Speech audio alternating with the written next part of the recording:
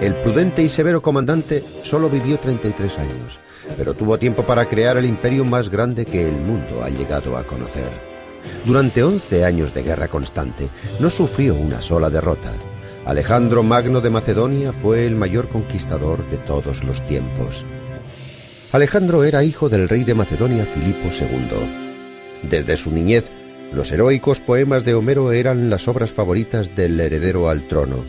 Alejandro consideraba a Aquiles, el héroe de la guerra de Troya, y a Hércules, el mítico atleta, como sus mayores ídolos.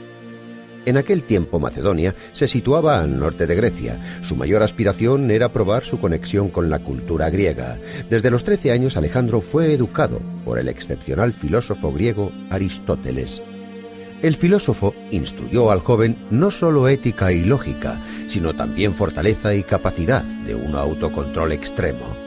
Alejandro pensaba que debía su vida a su padre y el deber de vivir con dignidad a su tutor Aristóteles.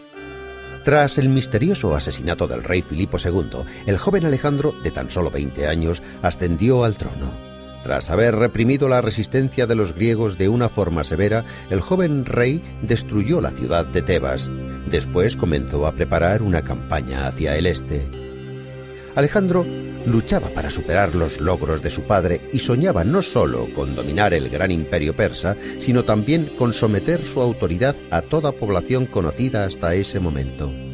En el universo existen mundos innumerables y yo aún no he conquistado uno solo. En el año 334 a.C., a la cabeza de una armada de 40.000 hombres, Alejandro cruzó el Helesponto, ahora el estrecho de Dardanelos, y comenzó la guerra contra los persas. En la batalla del río Gránico y en la ciudad de Isos, la armada persa del rey Darío III no opuso demasiada resistencia. Los persas perdieron toda su flota y concedieron el Mediterráneo a los macedonios.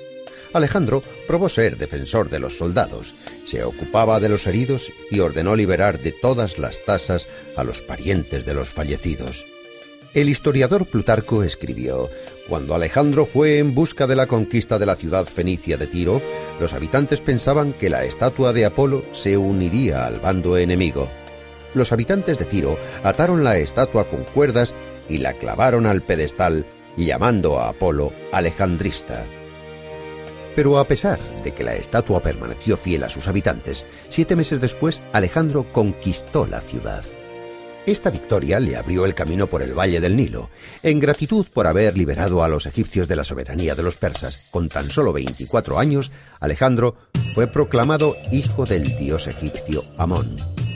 Tras conquistar el imperio persa, Alejandro Magno penetró en Bactria y Sogdiana, ahora territorio de Afganistán y Asia Central.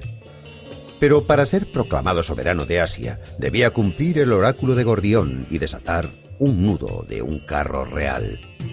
No se sabe si Alejandro desató el nudo pacientemente o si lo partió con su espada. En cualquier caso, la tormenta que siguió al hecho era un claro signo de que Zeus lo aprobaba. Para aumentar su autoridad en la tierra conquistada, Alejandro fundó más de 20 ciudades con fortalezas. Desde entonces, la historia de lugares como Herat y Kandahar en Afganistán y Alejandría en Egipto había comenzado. En 11 años de reinado, Alejandro había creado un gran imperio, desde India hasta Istria y desde los Balcanes hasta Egipto. Solamente el cansancio de sus soldados le hizo retroceder. El trayecto de India hasta Babilonia, capital del nuevo imperio, duró más de 2 años. Alejandro Magno reorganizó el imperio, ordenó que los guerreros persas formasen parte de su ejército e incluyó a persas en la nobleza, contrayendo matrimonio con Estateira, hija del rey persa Darío.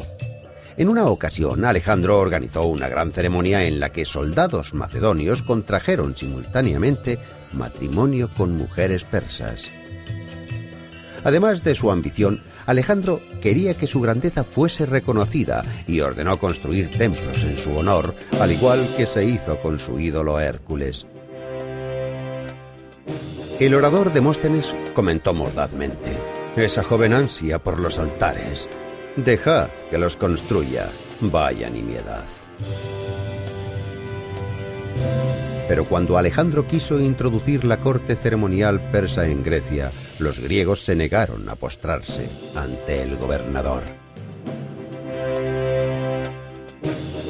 El rey castigó muy severamente a los insatisfechos. En una ocasión, Clito, quien había salvado la vida de Alejandro en la batalla de Gránico, dijo a Alejandro que su grandeza se debía solamente a las hazañas de los macedonios. Alejandro arrebató una lanza a un soldado y mató a su amigo.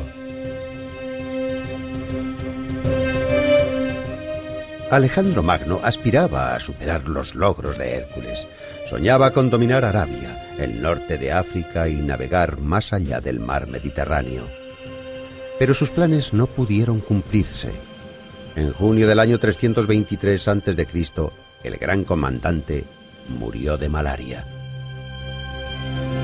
El gran poder que él había creado parecía ser inestable y sus líderes militares lo dividieron. La cultura griega fue distribuida por Mesopotamia, Irán, Siria, Judea y Egipto. Alejandro Magno de Macedonia unió la civilización griega y el Oriente Medio y dio comienzo a la denominada época helénica.